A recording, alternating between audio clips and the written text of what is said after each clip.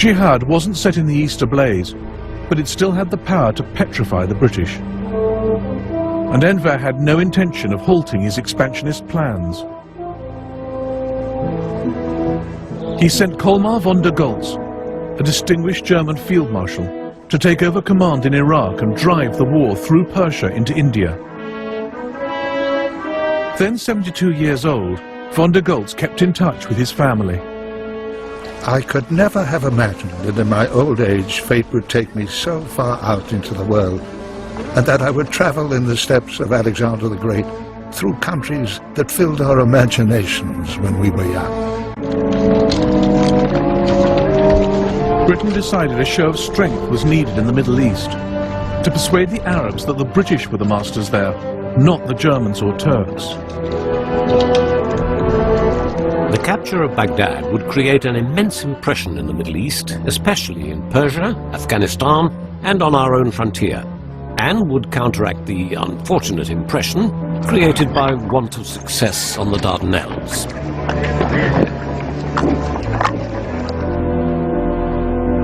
By May 1915, a British division under Major General Sir Charles Townshend was advancing up the Tigris through Iraq, then part of the Ottoman Empire.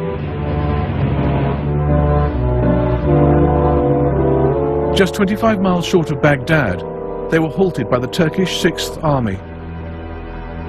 The British fell back on Kut, a town on a loop in the Tigris. The Turks surrounded them, and the British settled in for a siege. Major Dunn, who drew this map, wrote home on Christmas Day. A very good dinner today. Mutton, Scotch broth, salmon mayonnaise, chicken conflay, roast duck and green peas, Italian eggs, chocolate. And, of course, we toasted all our dear ones at home. The British found themselves up against Colmar von der Goltz, now in charge of the besieging Turkish army, his conquest of India on hold. Unfortunately, the English have dug in well, and we don't have the technical means to get rid of them.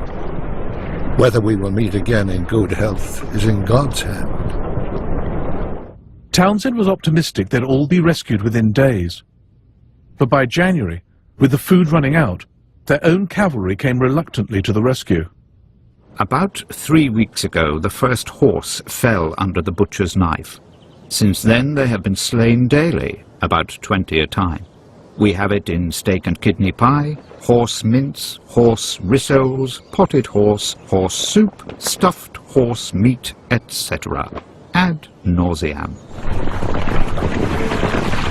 Hundreds of British soldiers died trying to save Townshend's garrison. This morning there was a strong English attack. Between the battle lines, the field is covered with English corpses.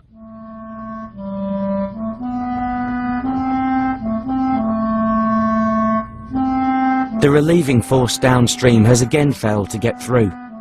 General Townshend has issued a communique to us.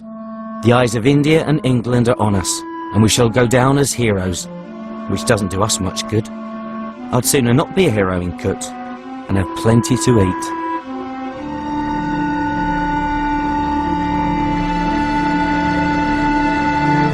The men are dying off fast now from starvation, scurvy, pneumonia.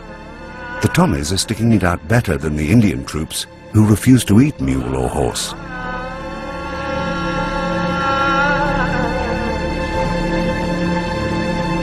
On the 24th of April, during the last desperate days of the siege, a gallant attempt was made to send a ship carrying 270 tons of food up the Tigris to Kut. Ali Ihsan was one of a group of Turks who stretched a cable across the Tigris, ensnaring the supply ship. We confiscated an English boat which contained all kinds of food, enough to feed 5,000 for 2 months. It was called Julinar, but we renamed it Kendigelen, the Godsend. Townshend became so desperate that the British made an offer to Turkish General Halil Pasha for the freedom of the garrison.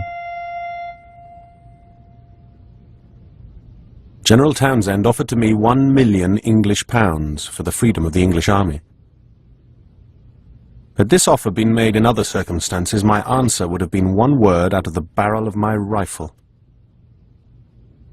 Trying to keep my calm, I replied that I took this offer as a joke.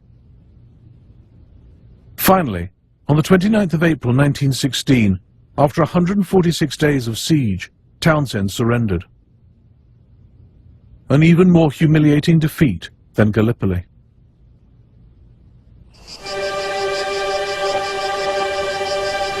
All up now. A terrible pity. Never shall I forget that morning of surrender. We settled down to the melancholy task of destruction. Poor gunners.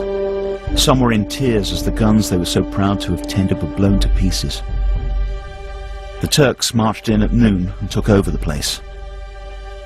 By the waters of Babylon, we sat down and wept.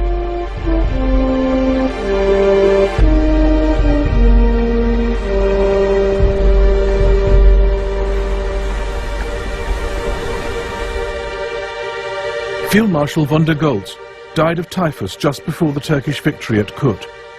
But it was in line with something he wrote, an unusually modern and prophetic view.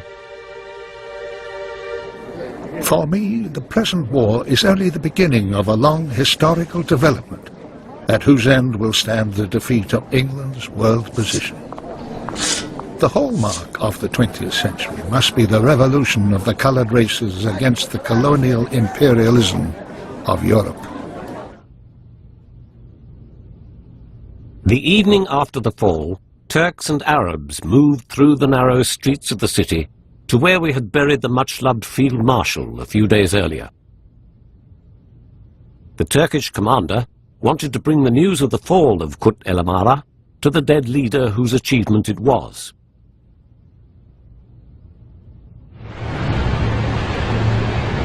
Townsend sailed off to a comfortable captivity in Constantinople.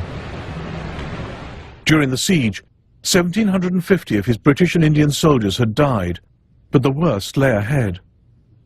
12,000 men were marched through the desert to Baghdad. A large percentage of the men were quite done for and couldn't possibly march another inch. They were lying on the ground, suffering from high fever and dysentery, and were smothered from head to foot in filth and covered with flies. By the war's close, over 4,000 veterans of Kut had died in prison camp, victims of willful neglect by both Turkey and Britain. Never come back no more, boys. Never come back no more. The camp is becoming a bore, boys. It's becoming a terrible bore. Shut up the old shop window. Put a notice over the door. We're packing our kits for the jolly old Ritz, and we'll never come back no more. The Allies had written off the Ottoman Empire from the start, but then suffered major defeats at its hands.